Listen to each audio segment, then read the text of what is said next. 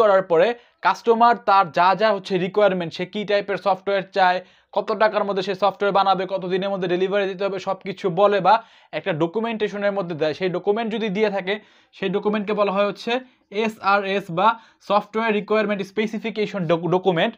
তো সেই ডকুমেন্টের মধ্যে দিবে এবং যে হচ্ছে ডেভেলপার সে অ্যানালাইসিস করবে তার কি কি করতে হবে। তো এই ধাপের মধ্যে হচ্ছে দুজন সবকিছু অ্যানালাইসিস করে নেয়। দেন হচ্ছে সেকেন্ড যে ধাপ রয়েছে সেই ধাপ হচ্ছে সফটওয়্যার ডেভেলপমেন্ট।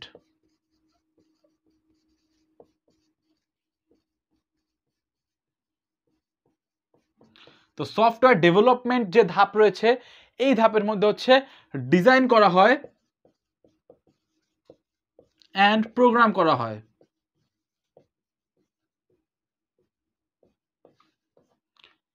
অর্থাৎ এই যে SRS যে ডকুমেন্ট রয়েছে বা যা যা জেনে নিল, জেনে নেওয়ার পরে সেই অনুযায়ী একটা ডিজাইন ক্রিয়েট করবে ডেভেলপার এবং সেই অনুযায়ী প্রোগ্রাম করা হবে।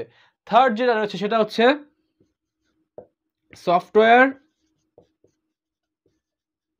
ভ্যালিডেশন।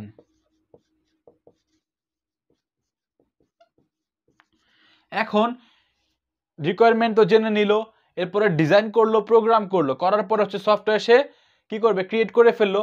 তো যে সফটওয়্যারটা সে ক্রিয়েট করলো সেই সফটওয়্যারটা ইউজারের স্পেসিফিকেশন বা রিকোয়ারমেন্ট মতো হয়েছে কি না, অর্থাৎ আমাদের একটু আগে আমরা যে দেখলাম ফাংশনালিটি, সেটা কি স্যাটিসফাই করে কি করে না সেটা চেক করা হচ্ছে সফটওয়্যার ভ্যালিডেশন। দেন ফোর্থ নাম্বার যেটা রয়েছে সেটা হচ্ছে সফটওয়্যার ইভ্যালুয়েশন।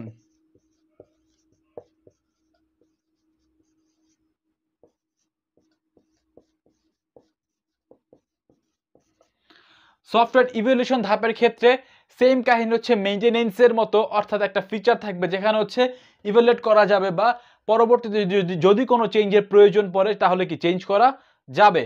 তো এখানে আমরা যে 4টি পয়েন্ট দেখতে পারলাম, এই 4টি পয়েন্ট হচ্ছে ফান্ডামেন্টাল প্রসেস।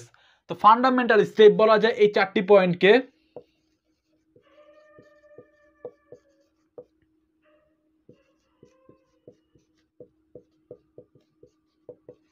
তো ফান্ডামেন্টাল অ্যাক্টিভিটিস আমরা কেন বলছি, এখন সব সফটওয়্যার কিন্তু একই টাইপের না, বিভিন্ন সফটওয়্যার বিভিন্ন টাইপের। কোনো সফটওয়্যার এডুকেশনাল সফটওয়্যার, কোনো সফটওয়্যার বিজনেস সফটওয়্যার, কোনো সফটওয়্যার ই কমার্স টাইপের সফটওয়্যার, কোনো সফটওয়্যার এন্টারটেইনমেন্ট পারপাসের সফটওয়্যার।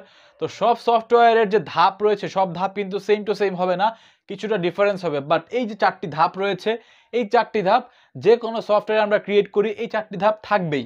তা এই ধাপগুলোকে বলা হয় হচ্ছে ফান্ডামেন্টাল অ্যাক্টিভিটিস। তো কি কি আরো ধাপ হতে পারে বা আরো কি কি সব কিছু রয়েছে এই সকল কিছু আমরা আলোচনা করব হচ্ছে সফটওয়্যার ডেভেলপমেন্ট লাইফ সাইকেল যে রয়েছে সেই টপিকের মধ্যে। সেকেন্ড লেকচারে হচ্ছে আমি করব সফটওয়্যার ডেভেলপমেন্ট লাইফ সাইকেলের উপরে। তো সেই লেকচার ভিডিও অবশ্যই দেখবেন এবং সেই লেকচার ভিডিও পাওয়ার জন্য আমাদের ইউটিউব চ্যানেল সাবস্ক্রাইব করে নেবেন। তো নেক্সট আমরা কথা বলবো